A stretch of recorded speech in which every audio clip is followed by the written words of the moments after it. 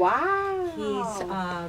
He graduated college. No one ever thought that he would even make it through high school, because they say once kids are out of high school, when they go back, the chances of them graduating. Not only that, he put Glen Cove on the map in sports. He was named he was named All Long Island in basketball. It was really that, and gave me But my that's purpose. not true, though. I think anybody can excel if they're given opportunity. But you know, it's easy to say, but when people have it in front of them, you know, I've had to throw many fits and scream and yell, and because the word no is so easy to say, and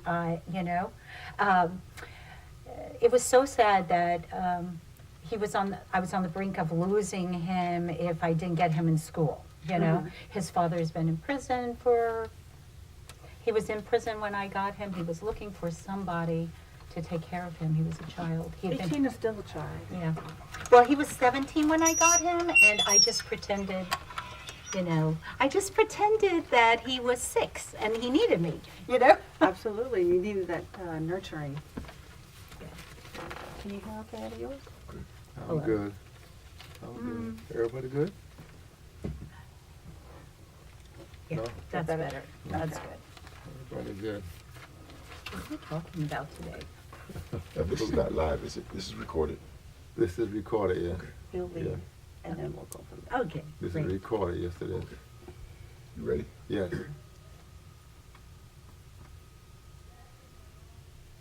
Good morning, radio friends. This is Rev Thomas Humphrey. Come to you again at the Lounge Roll.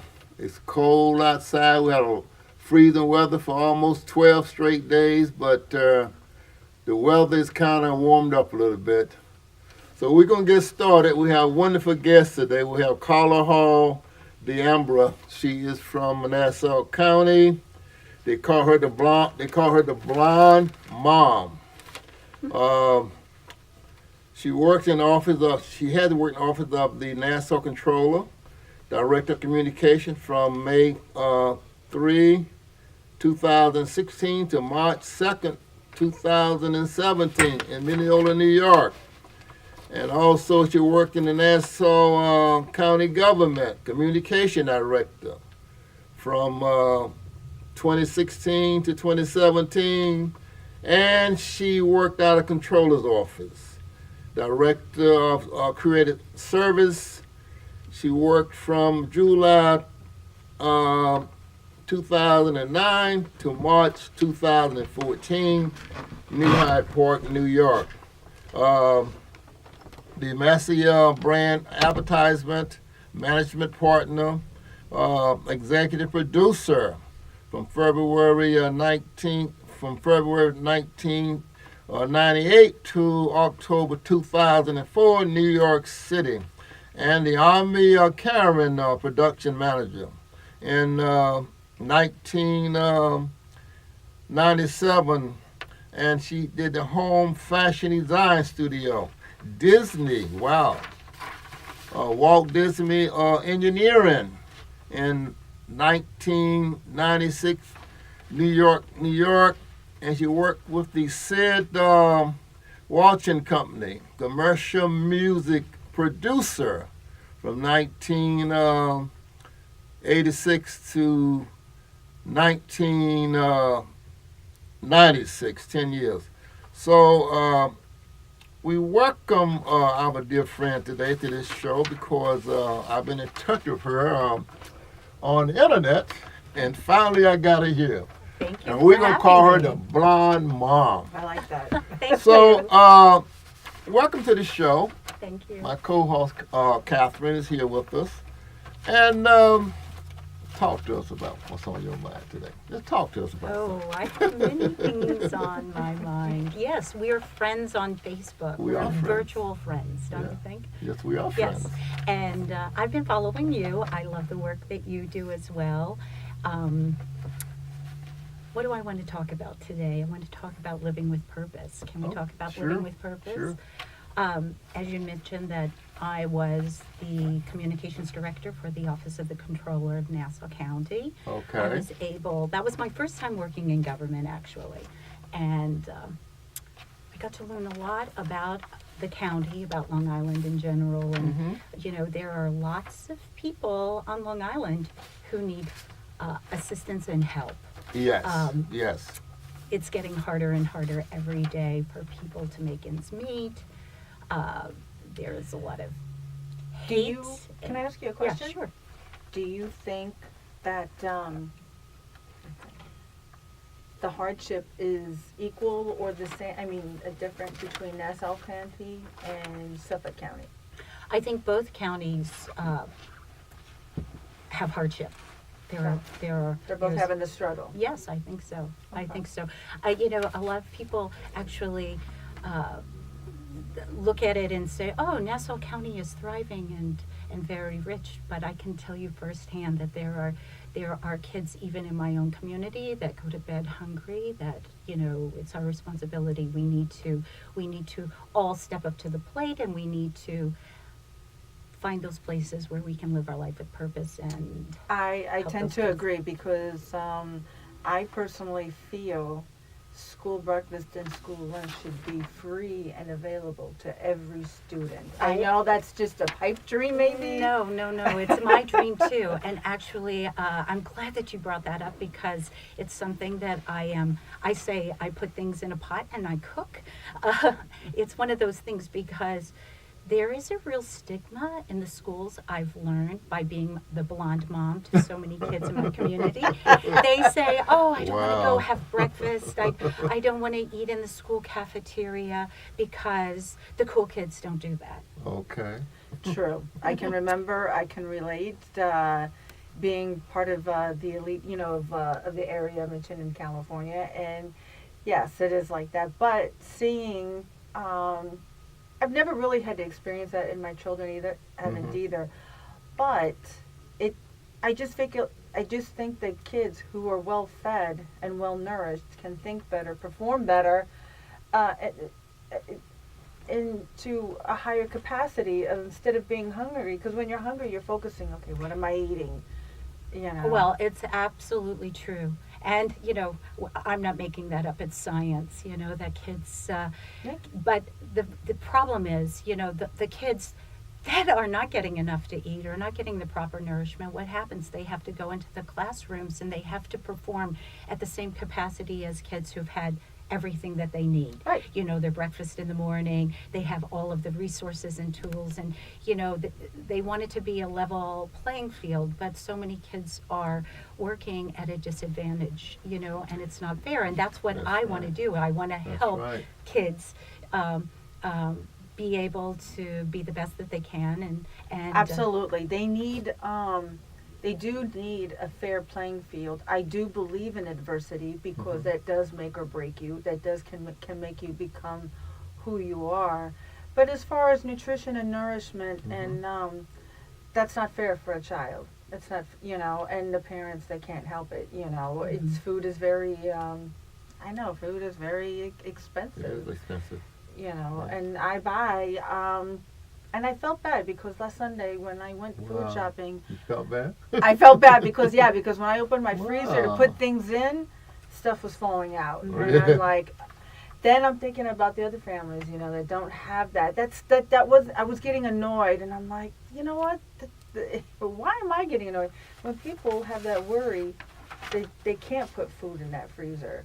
But I've always felt that way about the schools, that they should provide from, there has to be some type of funding for that. Well, there is funding, but there's not a branding campaign to get rid of that stigma. So I'm trying to make it my personal mission to make it cool to eat breakfast and have lunch at school.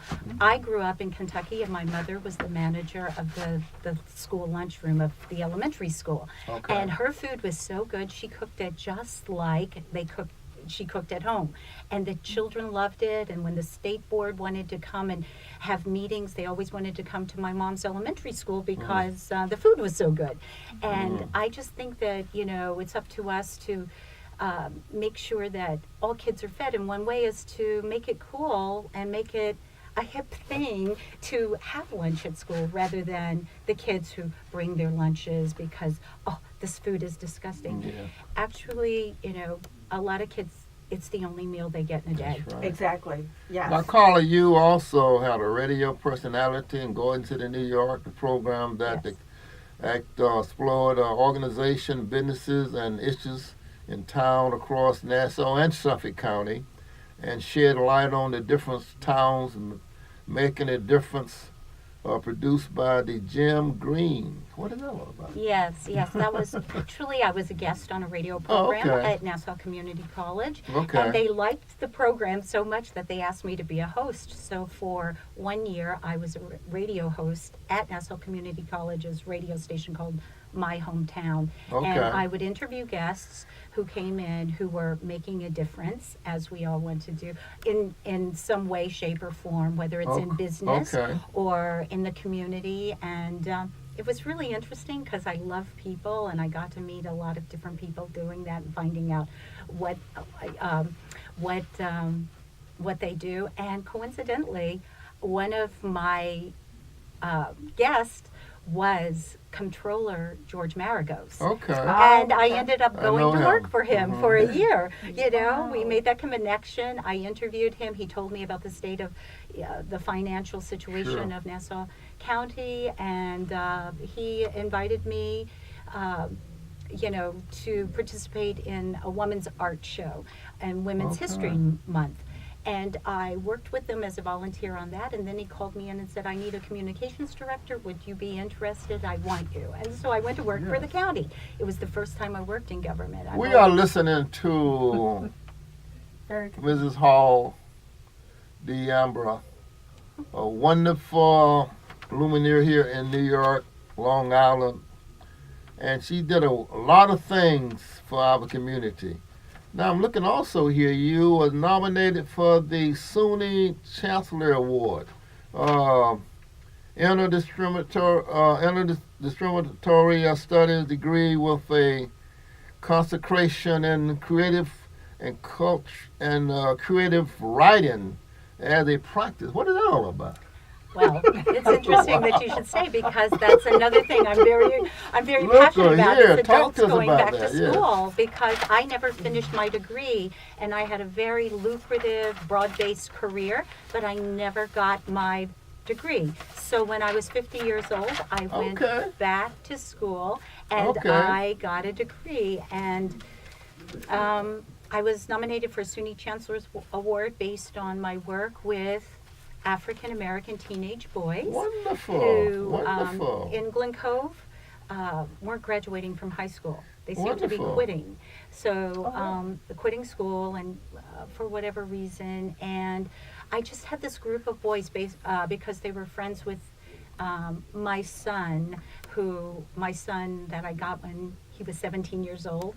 And he came to live with me and went back to school and excelled. And his friends would come and we would do study groups. And they all graduated from high school with high honors. And it was great. And it was a wonderful experience. And that was why I was nominated for the SUNY Chancellor's Award in Okay. Community Education. Very good. And now I see here you are right child activist, and this was at the Oldham County High School.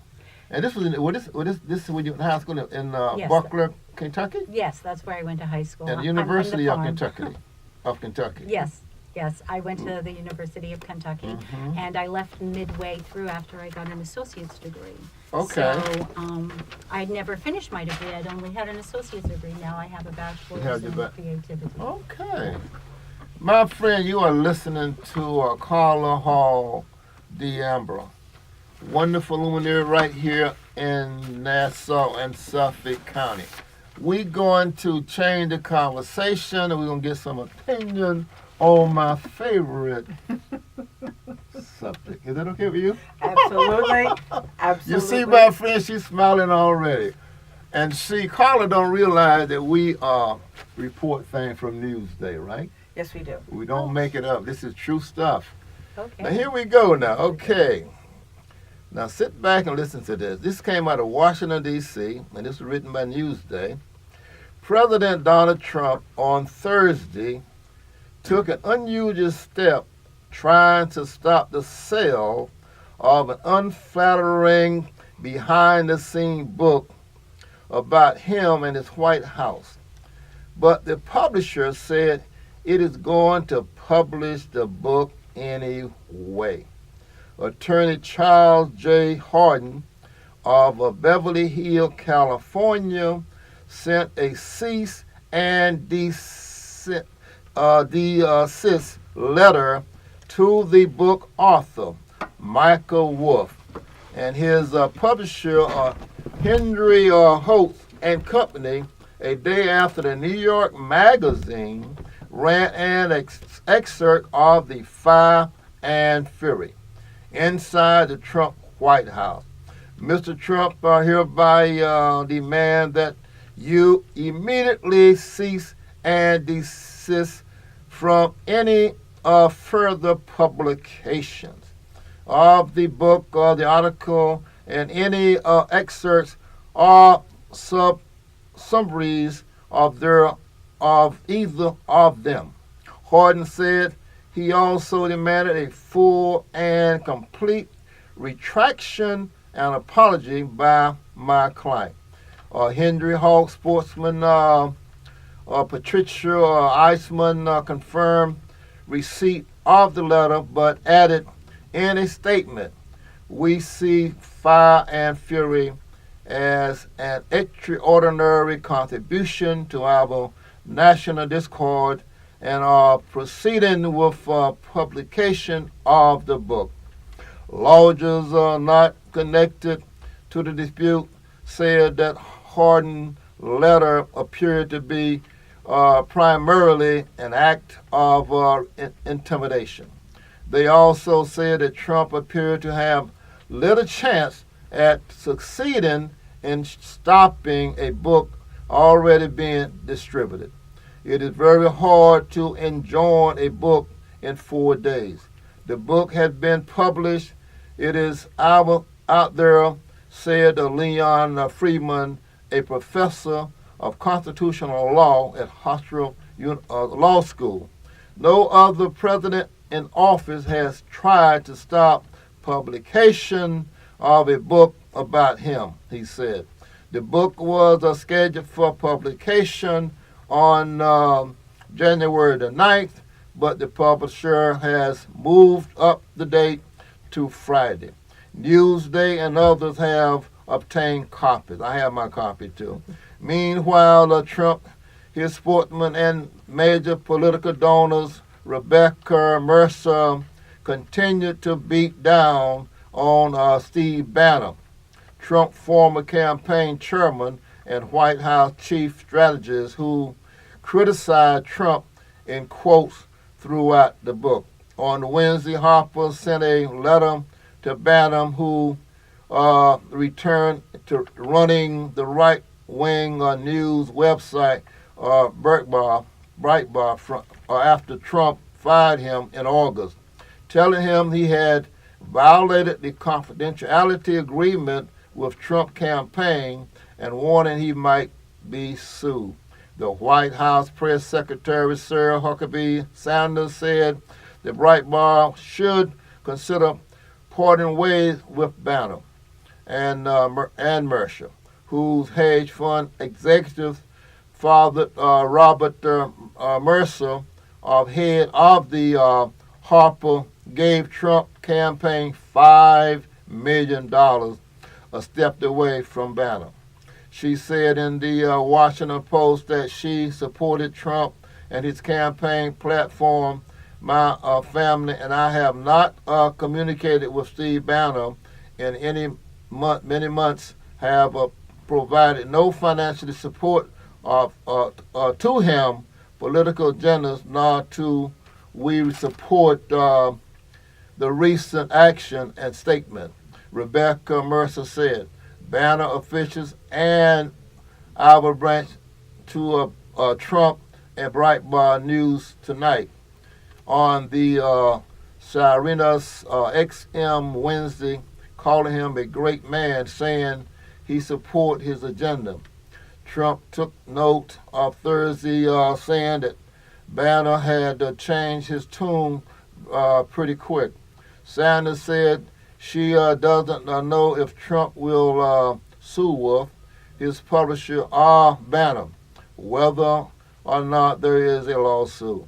They should be concerned about peddling in fake stories, she said. Trump had a strong case against Banner if he did violate the non-disclosure agreement, Friedman said. Yet Trump, as a publisher official and public person, face a high bar in proving libel. You have to show a malicious disregard for the truth, and some of these items are simply opinion. The president is crazy. That is opinion, said Freeman, the Joseph Kushner professor of civil liberties law, named for his grandfather of Trump's son-in-law, Jared Kushner. Sanders also raised questions about Wolf's track record, a nod to past articles that accused Wolf of making up anecdotes. In Fire and Fury, Wolf acknowledged many accounts what happened in the White House conflicts with each other, and many are boldly untrue, he said. Sometimes I have let the players off their vision. My friends, as I've been telling you now since over a year, that Trump is not qualified to be president. He is our president, and we have to live with it. But this man has many problems that we have never seen coming out of the White House. His mental capacity, I'm not a doctor, and I worked in Harper for 41 years, but I'm not a doctor.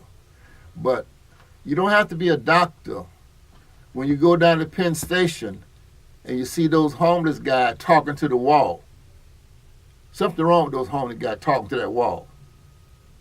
Or you see that lady laying or sitting there, not down to these people, laying on the floor with blankets over her, and instead of going to a homeless shelter. Something is wrong.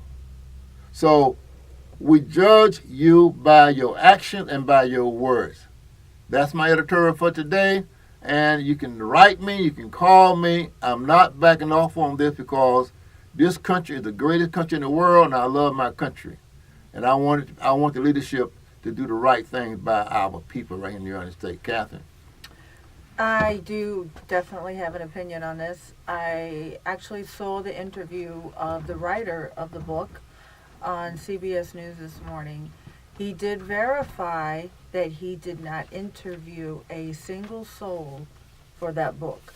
He did not interview anyone from President Trump's cabinet. I am not a Trump supporter. I only support the president because he is the president of the United States. We do have to be united. Yes. We do. That is a given.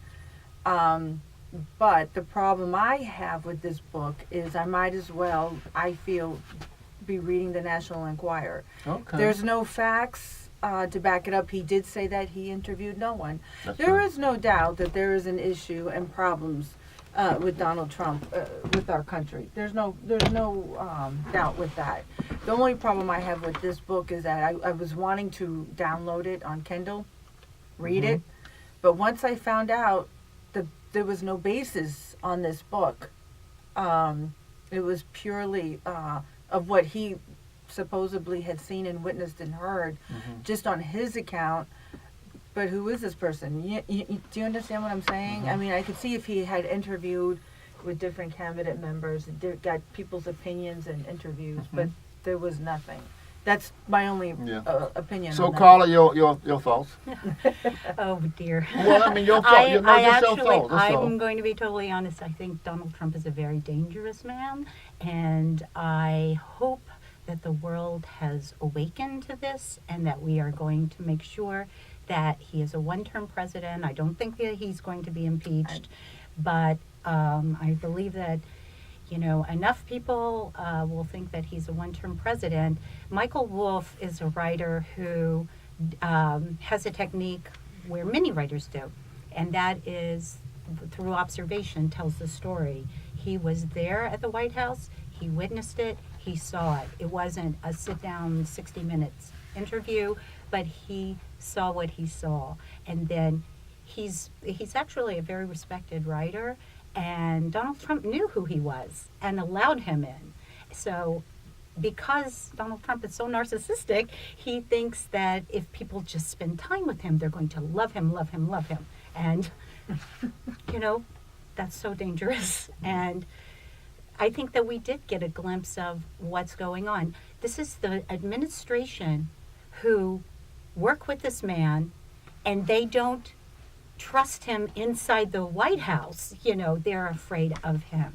They are afraid of him, and there's a problem when there's a revolving door at the White House. Absolutely. I've never seen anything like that before. Absolutely. That's insane. His policies, he wants these people out, these people in, he wants these programs cut. Come on. The idea that he doesn't read or, you know, and take briefings, you know, everything is that he's based on opinion or what people say, you know, not, he doesn't read, he's not thoughtful.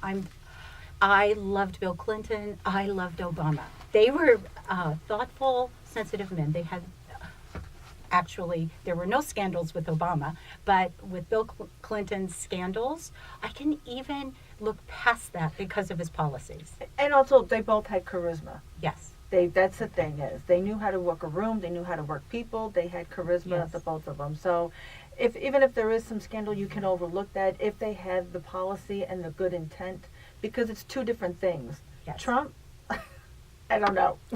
So, Kathy, talk about Oprah. She was on television this week or the weekend. Yes, she was. I saw this. I heard the speech. I think very highly of Oprah. But as far as a politician, I think there might be some potential. But there's a reason why there's political science that you study, and I think she might have what it takes.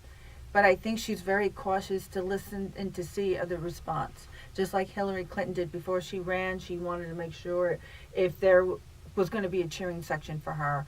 Oprah, there's a lot of good and bad people, other people's opinion, but I think she is a powerful leader, absolutely. You know? think she'll be a former candidate if she ran? I don't know. That's kind of hard to say. People need change. People want change. People are desperate, and I think she offers positivity. She offers hope. She offers continuity. She offers quite a bit to the American So if she people. was a man in the same position she is in today with all her track record, a billionaire, she got $2 billion. If she was a man with her experience on television, on a show, and everything she did for this country, would there be a question of her becoming the president? Absolutely not. I think being a woman does play a part, but I do think this: if Oprah Winfrey did become president, I do think things would get done and accomplished. Her herself, I read her biography. Mm-hmm. She had overcome quite a bit of adversity. She had overcome stereotypes. She had overcome gender inequality. Poverty too. And poverty. So I do believe that things would get done. I do believe she is a planner. I saw CBS News this morning with Gayle You King. did? Okay. And Tell me Gayle about King it. said that she wrote the speech herself. The Oprah Winfrey, the speech she gave, she wrote herself. And it was a powerful speech. She didn't have a speechwriter. So I think if she were to become, I don't think race or gender would play a part. I agree with that. I think it would be capability. And I think she you're right. does. I think she would have the capability. And she can self-finance. Yeah, She she could, can- but that's something you really don't want to do. When Why you have not? money, you try not to use your own money. It's always important to use other people's money. Okay. Because it's a fool and his money soon they part really soon. So if you're doing something well, you know, then you want to try and get the financing to get Yeah. it done, because that way everybody can feel a part of that. So Absolutely. Carla, what's your opinion on that? Oprah, I think that, you know, again, it's about the country being in this whole celebrity mode that we have to really get out of. Okay. You know, the reality television, the celebrated TV show thing. But Oprah is smart enough that if she were to run for president, she would brief herself and get educated on policy. That is the problem. Nobody in the White House right now